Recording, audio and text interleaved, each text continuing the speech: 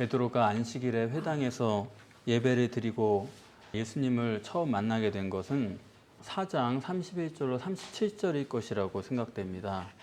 그때 예수님께서 가르치시는 말씀을 사람들이 듣고 많이 놀랐는데 아마 그 말씀의 권세와 능력을 보고 가장 놀란 사람이 베드로가 아니겠나, 그렇게 읽는 것이 옳을 것입니다. 그 말씀에 베드로가 얼마나 은혜를 받았냐 하면 예수님을 모시고 자기 장모 집으로 간 것입니다. 성지순례 가서 발굴한 걸 보면요, 가버나움의 그 동네 회당과 베드로의 장모 집은 100m도 안 돼요. 그러니까 모시고는 싶은데 가장 가까운 장모 집에 모신 게 아닐까, 그렇게 생각합니다. 또 열병을 고쳐준 다음에 수종 들었다 한 걸로 봐서 확실히 그 집에 가면 뭔가 대접이 괜찮았던 것 같아요. 그래서 베드로가 당장 예수님을 모시고, 와, 정말 감탄스러운 해석이다, 그런 말씀이다 해가지고 예수님을 모시고 간 것입니다. 근데 그때는 이제 그렇게 해서 베드로 장모 열병이 났고 베드로 장모 얘기만 언급이 됐지만은 오늘은 드디어 베드로가 등장을 한 겁니다. 1절에 무리가 옹이했다라고 하는데 그 무리가 누굽니까? 안식일이 끝나자마자 베드로 장모 집에 병자들이 몰려들었습니다. 예수님께서 그 사람들을 일일이 다 안수하시고 하나님 나라에 대해서 전하셨습니다. 그러느라고 밤을 꼬박 새셨죠.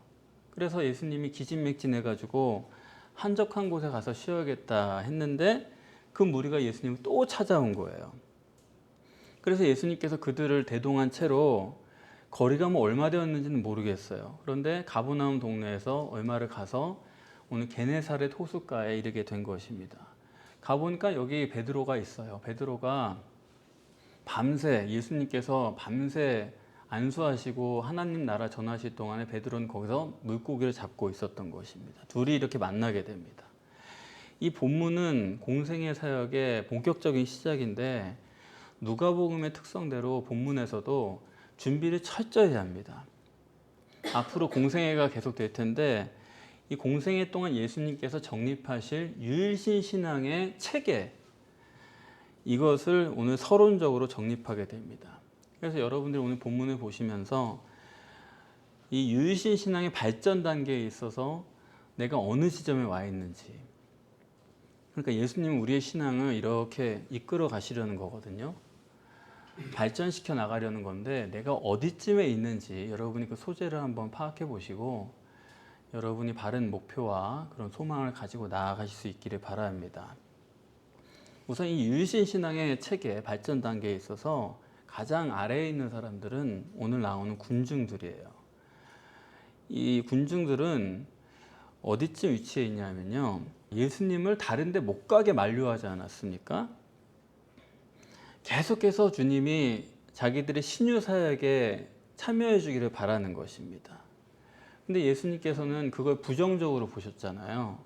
그래서 나는 전도하러 온 거지 너희들이 만류하는 이런 거 하려고 온 게 아니다, 그렇게 말씀을 하셨죠.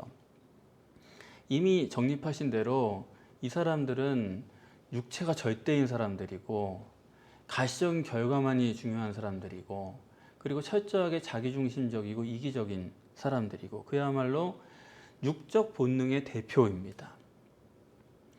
이 점은 인간은 그런 거예요. 여러분이 자녀를 키우시면서도 꼭 이거는 반영을 하셔야 될 거라고 생각을 합니다. 그러니까 부모는 자식이 사랑스러워 가지고 다 해주려고 하잖아요, 부모는. 근데 인간은 같아요.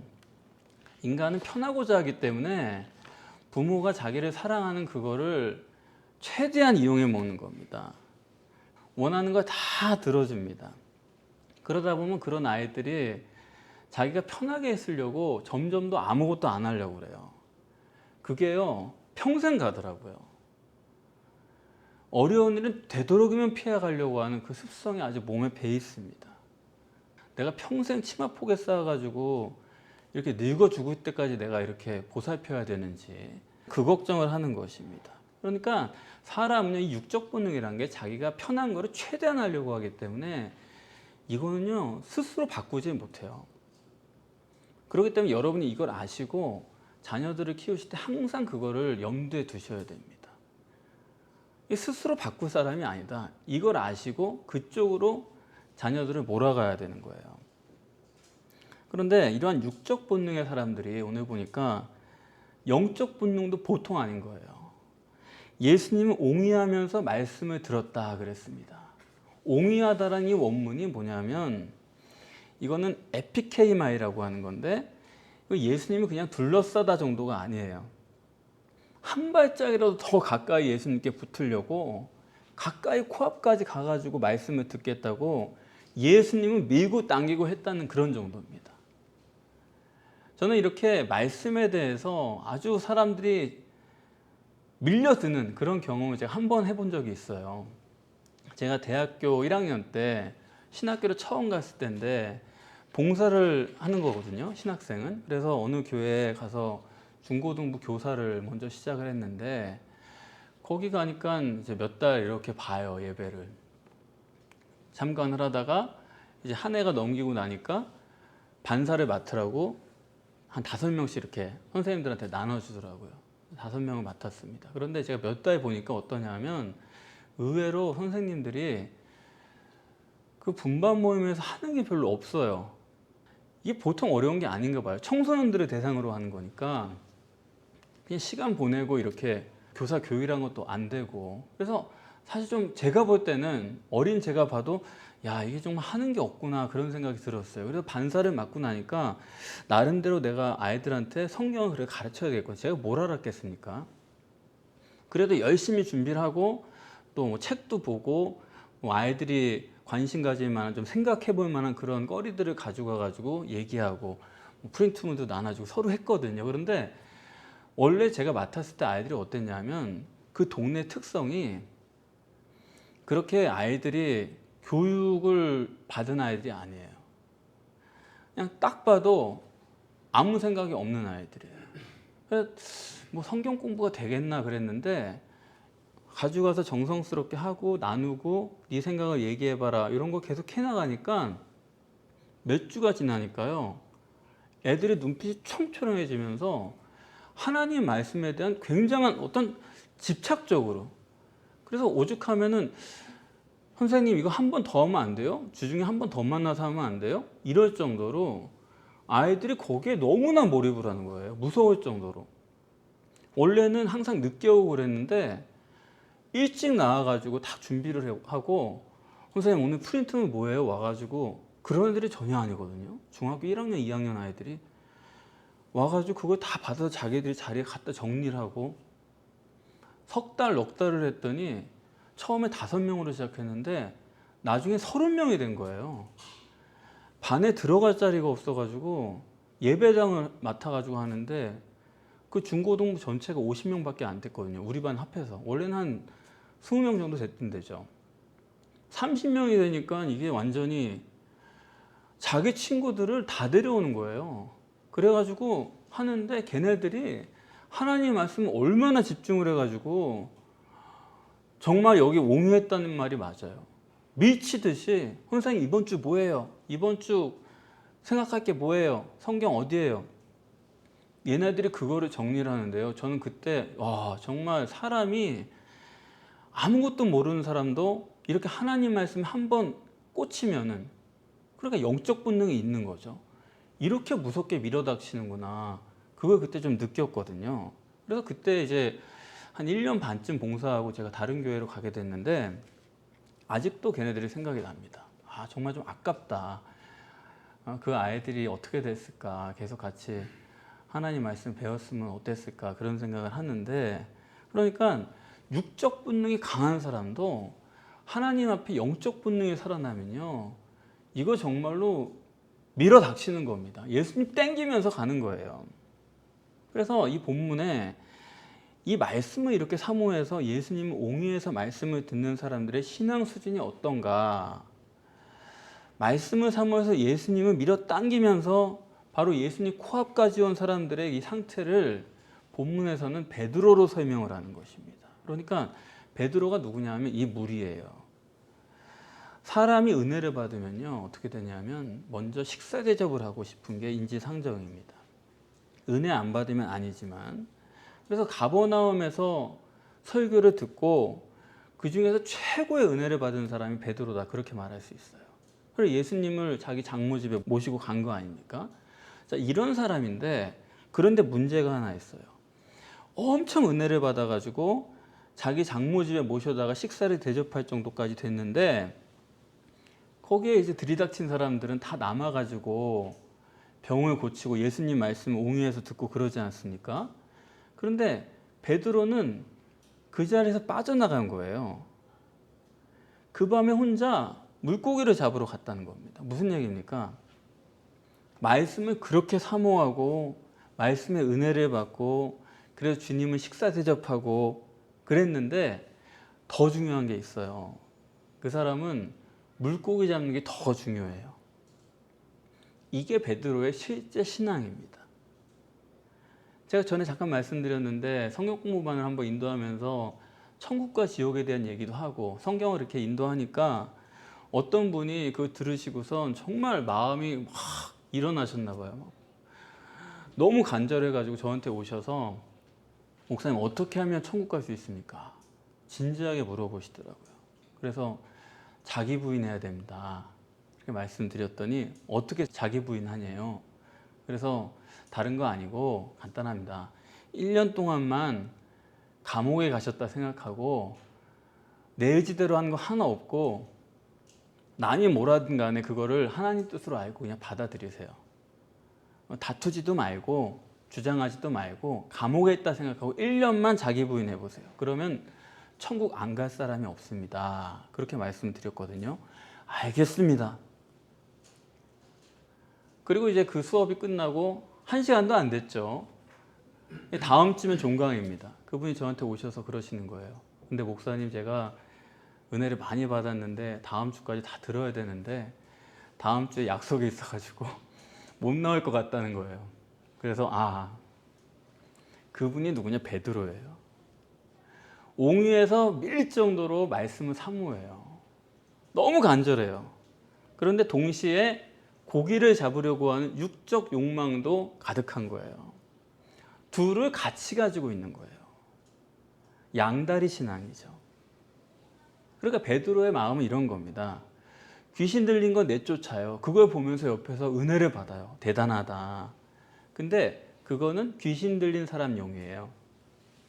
장모가 열병을 고쳤어요. 대단하다. 은혜를 받습니다. 그런데 그건 장모용이에요. 나와는 상관없어요. 이런 수준의 신앙, 그거를 어떤 부흥사 목사님이 말씀하시기를 삽질신앙이라고 그렇게 말씀을 하시는 거 들은 적이 있어요. 말씀을 열심히 들어요. 들으면서 이거는 우리 며느리용, 이거는 우리 남편용, 그 삽을 퍼가지고 한 삽씩 나눠준다는 거예요. 근데 자기는 안 먹어요. 삽질신앙이다, 그렇게 말씀했는데 정말 맞는 것 같았어요. 이게 베드로예요. 옹이하고 바짝 밀려드는 사람들, 이 사람들도 삽질신앙이에요. 내게 상관이 있다면 그건 아주 좋아요. 그렇지만 아무리 대단하고 오라도 내게 상관없어요. 말씀을 깨달았습니다. 말씀에 은혜 받았습니다. 메모도 합니다. 다 해요. 그런데 그건 내 건 아니에요. 그건 그 사람 거지. 좋지만 객관적으로만 필요한 거예요. 객관적으로만 깨닫는 거예요. 객관적으로만 믿는 거예요. 늘 그것은 대부분 자기 문제가 아닌 거예요. 한번 제가 어떤 목사님께 그런 질문을 해봤어요. 목사님 교회 왜 다니십니까? 목사한테는 해서는 안 될 질문이죠. 그러니까 장난스럽게 대답을 한번 물어본 건데, 목사님 왜 교회 다니세요? 그랬더니 그 목사님이 처음엔 하더니 땀을 뻘뻘 흘리는 거예요. 부들부들 떠는 거예요. 대답을 못 하겠는 거예요. 늘 자기는 사람들한테 교회 다녀야 되고 교회에서 이렇게 해야 되고 늘 그랬는데 자기 문제가 아닌 거예요. 왜 교회 다니십니까? 했더니 충격을 받아가지고 땀을 뻘뻘 흘리면서 부들부들 떨더라니까요. 그런 겁니다. 언제나 옳아요. 좋은 말씀이에요. 지당합니다. 은혜를 받아요. 메모도 해요. 그런데 내 문제가 아니었던 거예요. 여러분도 말씀을 늘 듣고 깨달으시지만 그게 내게 아니면 무슨 의미가 있습니까? 의뢰의 그런 말씀으로 우리가 듣고 넘기면은 아무리 성경 말씀이어도 그건 종교밖에 안 되는 게 성경이에요. 저도 설교 준비하면서 설교 잘해야겠다 그런 생각은 다 두 번째고요. 이 말씀이 정말 내 거가 되나? 거기까지가 너무 힘든 거예요. 이 말씀이 정말 내 상황에 맞나? 이 말씀이 오늘 나에게 주신 하나님 말씀의 섭리인가? 저는 이거를 제가 오늘 본다고 생각 안 해요. 하나님께서 이미 오래전에 바로 이 순간에 나를 위해서 주신 말씀이다. 그렇게 봤거든요. 정말 이거 내 말씀인데 어떻게 내 말씀인가? 그걸 씨름하느라고 일주일을 보내요. 아주 괴로워요. 그런데 어느 순간 성령께서 보여주세요. 이게 네 얘기다. 깜짝 놀라는 거죠. 야, 내 얘기였구나. 정말 내 얘기 맞네. 그러면 그때 설교를 쓸 수가 있는 것입니다. 그래서 오늘 주님이 베드로를 바꿔주세요. 베드로도 그랬죠. 주님 말씀 들으면서 야, 대단한 해석이다. 이건 새로운 거다. 감탄했어요. 권세가 나타나네. 능력이 있네. 놀랐어요. 하지만 그건 그들의 문제고 나와는 상관이 없었습니다. 식사 대접까지 했지만 아니요. 나는 물고기 잡으러 가는 거예요. 이런 베드로를 바꿔주시기 위해서 주님은 물고기까지 섭리하셔서 밤새도록 베드로를 패배자를 만드신 겁니다. 그래서 지금 베드로가 상당히 충격을 받았어요. 사람이 자기 전문 분야가 아니면 그거 패배해도 괜찮아요. 근데 내가 자신 있는 내 전문 분야에서 패배하잖아요. 그 패배의식은 이루 말할 수가 없습니다. 이렇게 충격받은 베드로가 또 그물을 다 정리하도록 예수님은 기다리시는 거예요.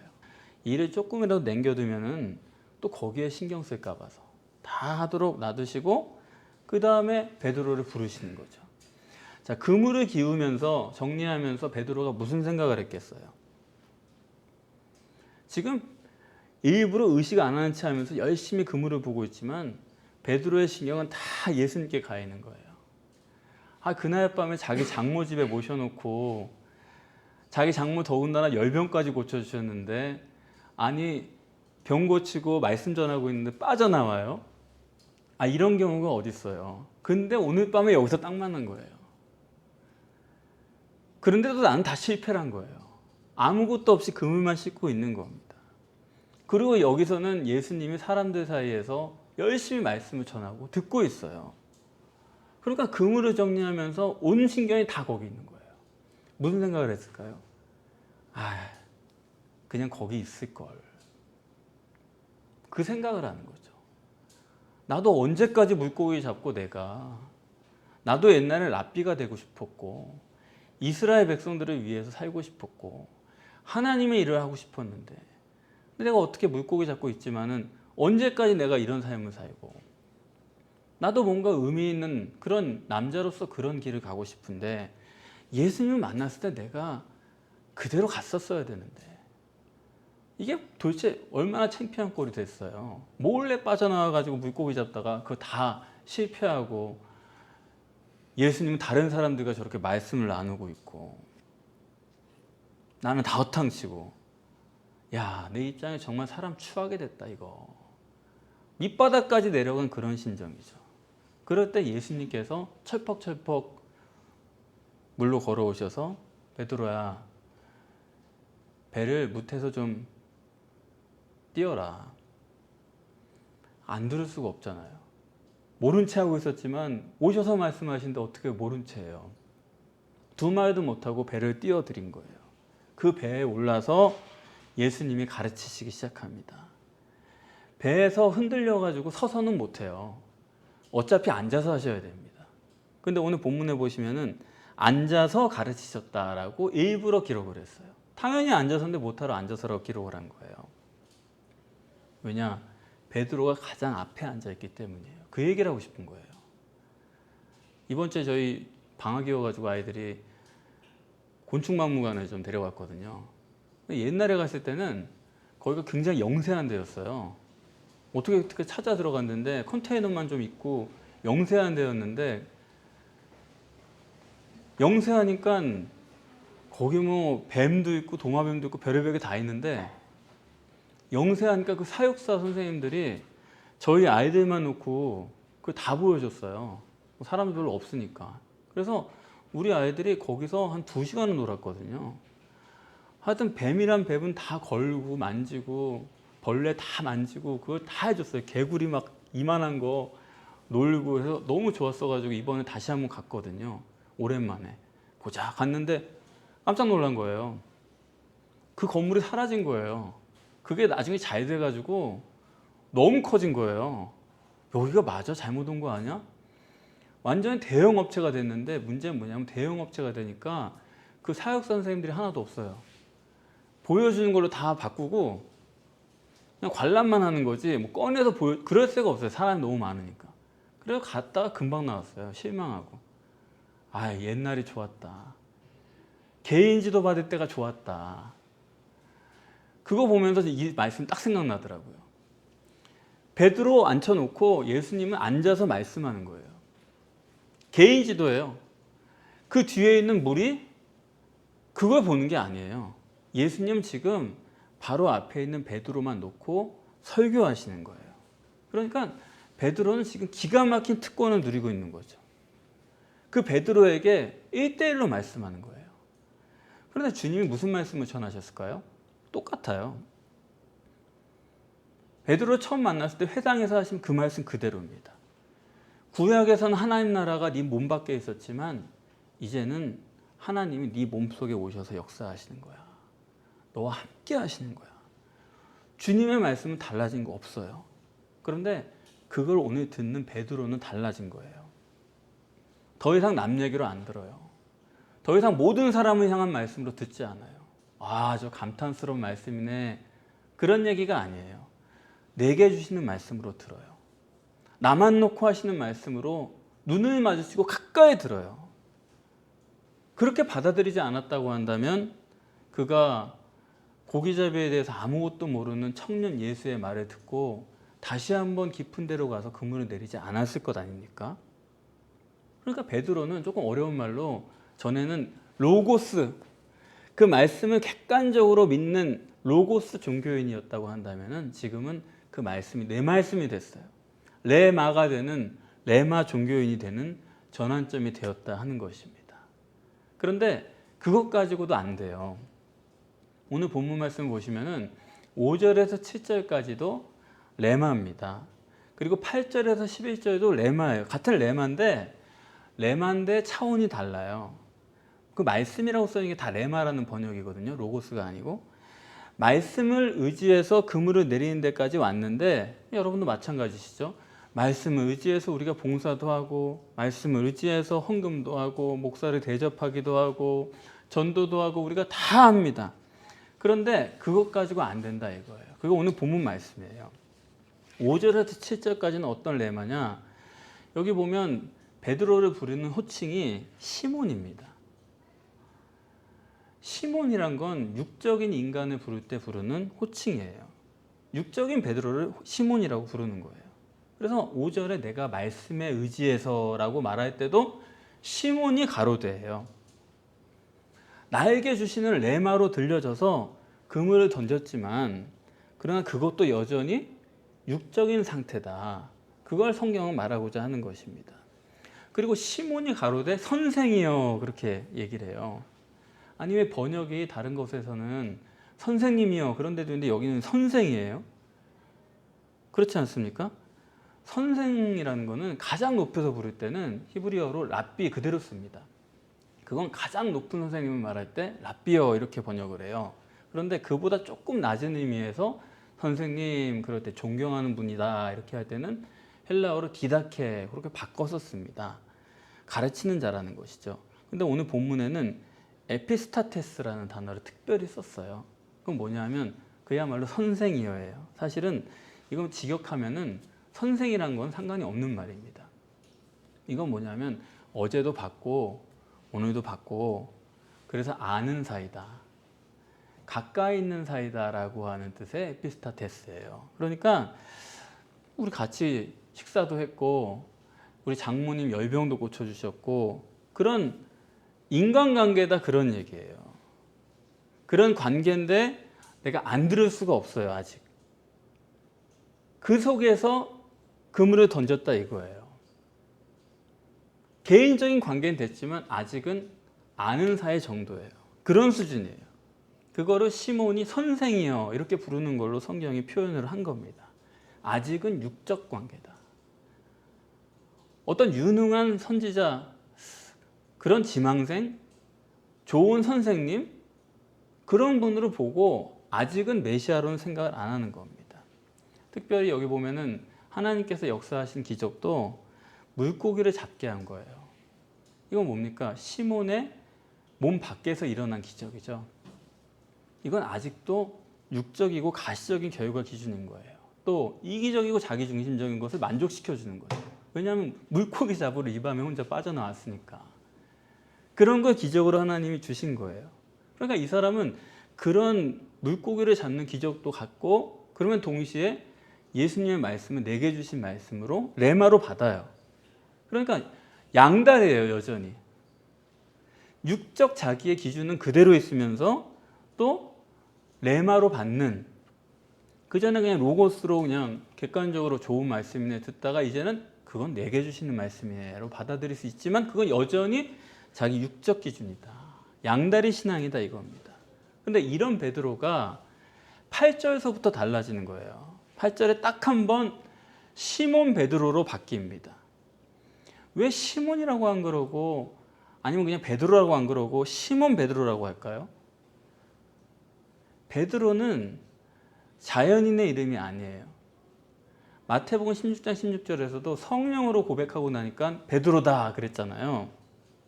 베드로라고 호칭할 때는 성경이 이 사람은 성령으로 거듭난 사람이다 그런 뜻이거든요.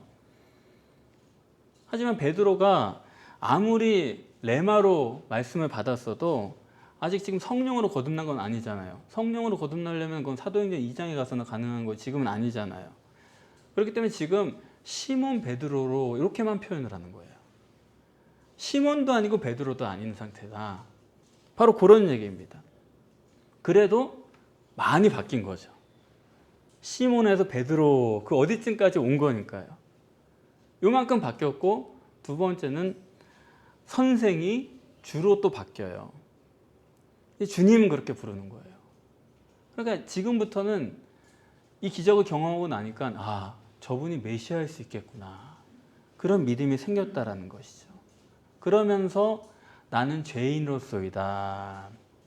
이러한 고백을 내뱉게 됩니다.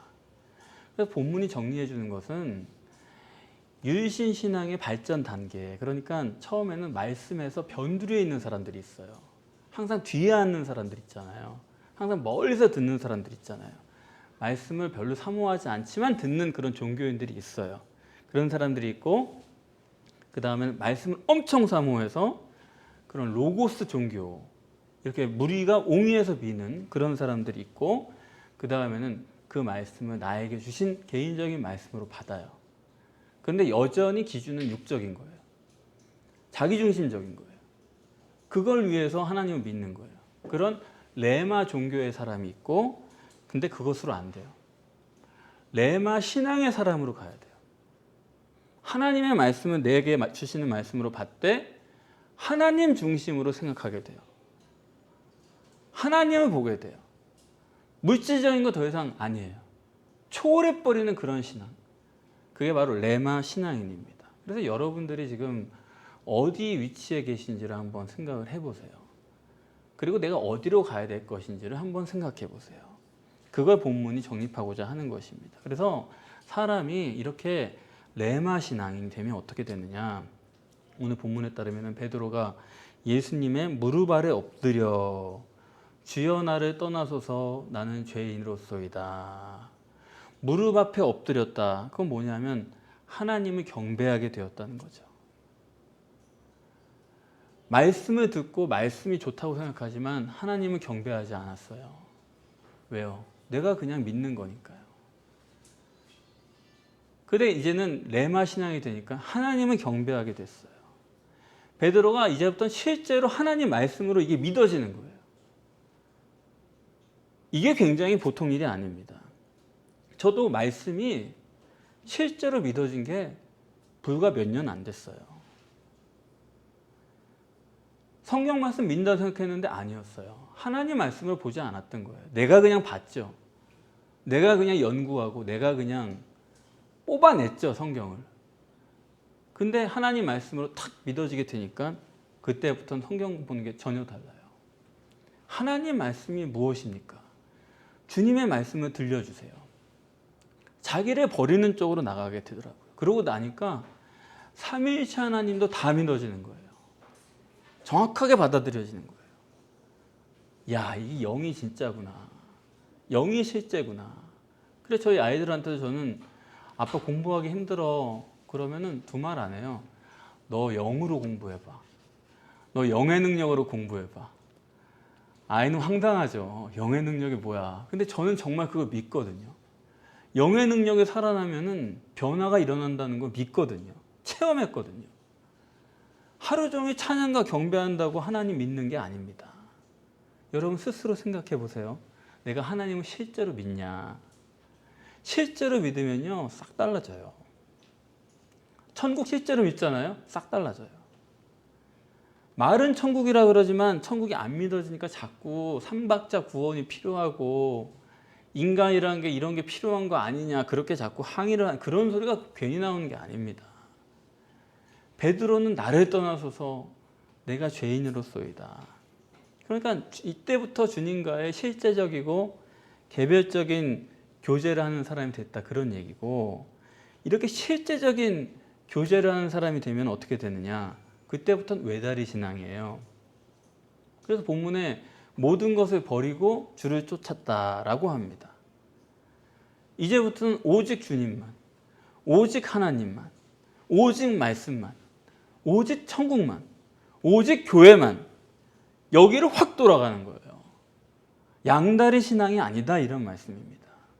모든 것을 버리고, 그럼 우리도 모든 것을 버려야 됩니까?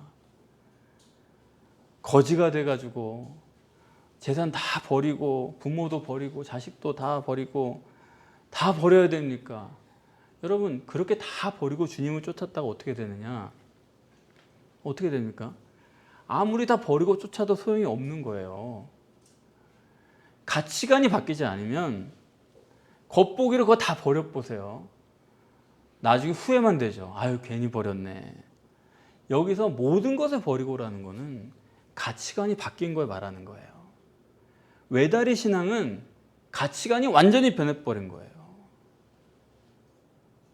여러분, 가치관이 변하시지 않고 뭐 조금씩 해봤자 하나님은 그거 치지도 않아요. 아니, 목사가 봐도 알겠는데요, 뭐. 겉모습 조금 달라진 거 가지고 그게 무슨 소용이 있어요? 나의 생각이 바뀌었냐, 이거예요. 나의 속생각이 완전히 바뀌었냐, 이거예요. 가치관이 바뀌지 않으면 그거 다 뭐예요? 그래서 여기 모든 것을 버리고 베드로가 쫓았다는 것은 가치관이 확 달라졌다, 이거예요. 나는 죄인으로서이다. 뭡니까? 자기는 완전히 무너진 거죠. 여기서 가치관이 바뀌기 시작하는 거예요.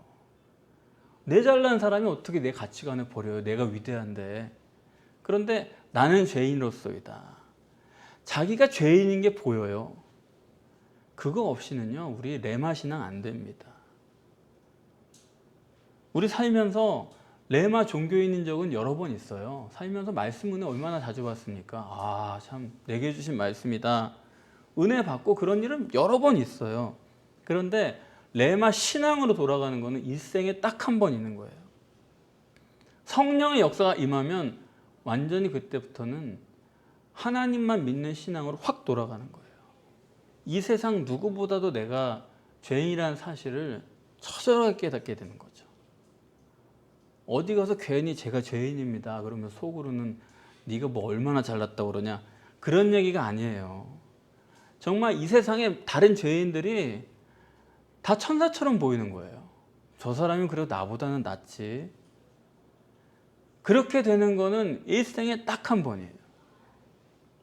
제가 여러분들에게 항상 당부드리는 게, 이렇게 변화되는 것은 인격적 관계이기 때문에 자기 심령에 늘 관심이 있어야 됩니다. 내가 어떤 사람인가에 대해서 늘 관심이 있어야 가능한 거지, 관심이 딴 데가 있어가지고는 주님이 내게 말씀하려고 해도 그거를 알아듣지를 못하는 거예요. 그렇기 때문에 기독신앙이라는 건 항상 관심이 나에게로 돌아오는 거예요. 다른 데 신경 쓰지 마세요. 다른 사람 보지 마세요. 나를 봐야 돼요. 내 속을 보지 못하면 그 사람 구원 못 받습니다. 여러분이 말씀 듣고 그런 걸로 깨달아가지고 그런 걸로 되시는 게 아니에요. 내가 죄인이로소이다. 이게 될 때 비로소 임마누엘도 가능한 거지, 그거 없이 내가 그냥 깨닫고 변명만 많잖아요. 그렇지 않습니까? 그래서 여러분, 말씀에 의지해서 깊은 곳에 그물을 내리십시오. 오늘 본 말씀처럼 2배에 가득 잠기게 잡았다 그랬어요. 여러분이 말씀을 의지해서 그물만 내려도 영과 육의 축복이 가득 차는 영광을 맛볼 수가 있습니다. 근데 그게 다가 아니에요. 나는 죄인으로서이다. 모든 것을 버리고 쫓아요. 가득 채웠어요. 그런데 모든 것을 버릴 수 있어요. 더 이상 그런 것들에 연연하지 않고 영혼에 관심을 갖게 되는. 그래서 예수님께서 이제부터 너는 사람을 낳는 어부가 되리라. 사람의 영혼에 관심을 갖게 되는. 우리가 돈 벌려고 태어난 게 아니에요. 자식 기르려고 태어난 게 아니에요. 하나님 나라를 위해서 태어난 거예요. 하나님 나라를 향해 가는 거고, 여러분들이 이 땅에서 하나님 나라가 되셔서 여러분들로 말미암아 사람들이 구원을 얻는 귀한 역사를 이루시게 되기를 바랍니다.